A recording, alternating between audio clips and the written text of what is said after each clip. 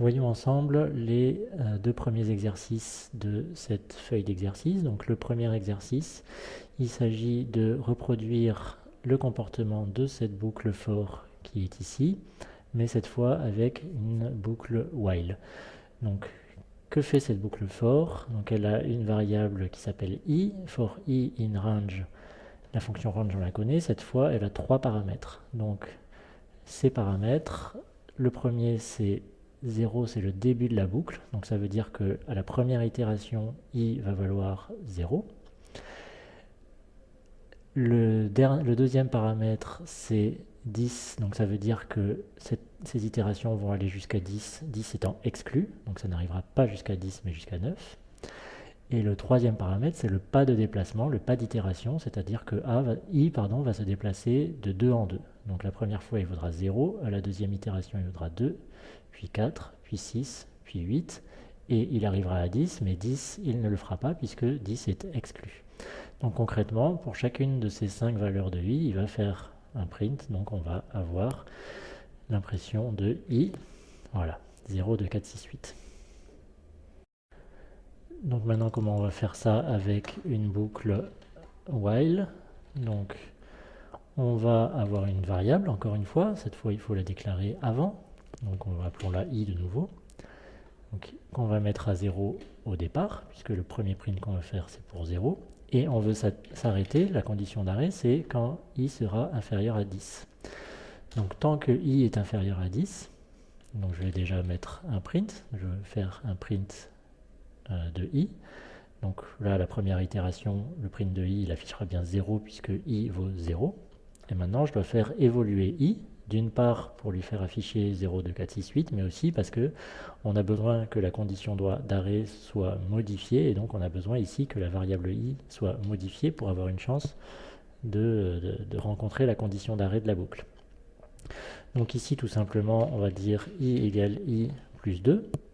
Donc qu'est-ce que ça veut dire? Ça veut dire que à la première itération, i vaudra 0, puis on arrivera là, i vaudra 2, on entrera bien de nouveau, on fera bien une nouvelle itération de la boucle puisque 2 est inférieur à 10, on imprimera 2, ici, ici on fera 2 plus 2 égale 4, encore inférieur à 10, on imprimera 4, puis 4 plus 2, 6, on imprimera 6, 6 plus 2, 8, on imprimera 8.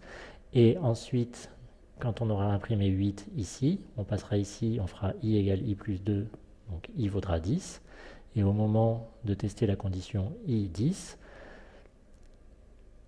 cette condition sera fausse puisque i est inférieur à 10 et on sortira de notre boucle. Donc on va vérifier ça tout de suite. Voilà, 0, 2, 4, 6, 8. Passons au deuxième exercice. Donc ici, il s'agit d'écrire un programme qui demande un nombre entier à l'utilisateur et qui affiche la somme de tous les chiffres jusqu'à ce nombre, ce chiffre étant inclus. Donc si l'utilisateur entre le nombre 5, à ce moment-là, on va vouloir afficher 15, ce qui correspond à 1, plus 2, plus 3, plus 4, plus 5.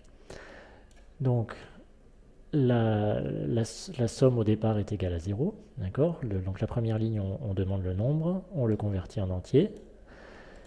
Ensuite, on initialise la somme à 0. On va faire ça avec une boucle for. Donc, on va vouloir parcourir un i qui va aller de 1 à 5, si le nombre est 5. Donc, on va faire range. On part de 1. On pourrait partir de 0, mais ça n'a pas beaucoup d'intérêt de faire notre somme avec un 0. Et on va aller non pas jusqu'à nombre, puisque je vous rappelle que le nombre est exclu. Donc, si l'utilisateur a rentré 5, il faut aller jusqu'à 6, donc c'est-à-dire jusqu'à nombre plus 1. Donc ici, on va déjà tester notre programme ici.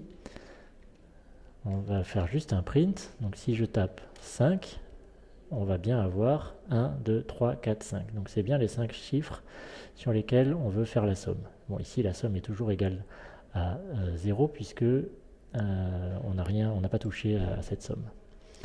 Donc à la place d'un print, ici je vais vouloir faire ma somme, incrémenter ma somme. Donc ici je vais écrire somme égale somme plus i. Donc grâce à ça, la somme vaut 0 au départ. Quand i vaudra 1, à ce moment-là, la somme sera égale à 0 plus 1, 1. Itération suivante, la somme sera égale à 1 plus 2, puisque i vaudra 2, 1 plus 2 égale 2, égale 3, puis i vaudra 3, 3 plus 3, 6, etc., etc. Et donc on va pouvoir afficher la somme 5, somme 15.